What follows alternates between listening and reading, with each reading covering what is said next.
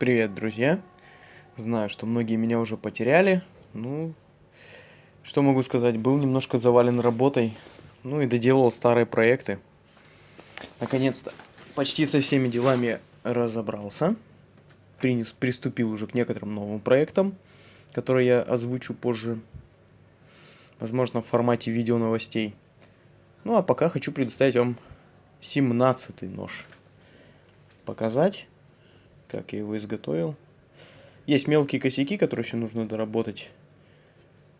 Внизу ножен, деревянную проставку, она будет пропитываться еще под подвес отверстия. Там уже надо будет посмотреть, померить под размер шнурка, либо кожаную полосу. Я еще не определился. Ножны, как всегда, комбинированного дубления, другой кожи у меня нету. Еще не пришла. Шов стандартный. Если не ошибаюсь, где-то видел на канале у одного хорошего человека, вроде бы шорно-сидельный, но это не точно. Специально не гуглил, поэтому делал как получилось. Нож сидит достаточно плотно. Чуть-чуть нужна небольшая полировка, доводка. Ну, в принципе, после заточки я всегда его полирую, чтобы выровнять все полностью гладкий был, чтобы меньше было зазубрин.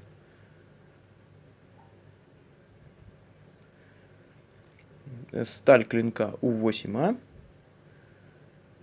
Обычная углеродистая. Ну, получилась достаточно такая упругая, мягенькая.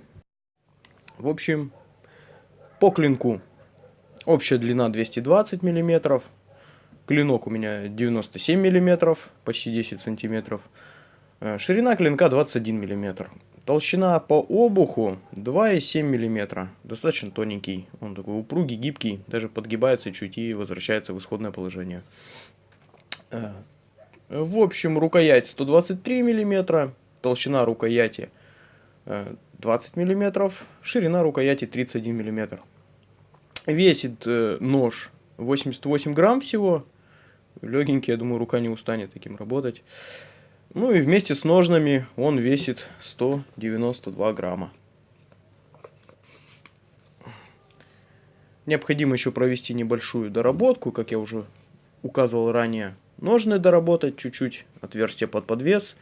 И немножечко произвести полировку клинка. Ну, в общем, доделаю. И данный нож найдет своего обладателя, которого я уже определил. Всем спасибо за внимание. Не теряйте. Скоро у меня как минимум еще 2-3 проекта будут озвучены. Всем спасибо огромное за терпение, за внимание. Всем пока. Touch mine.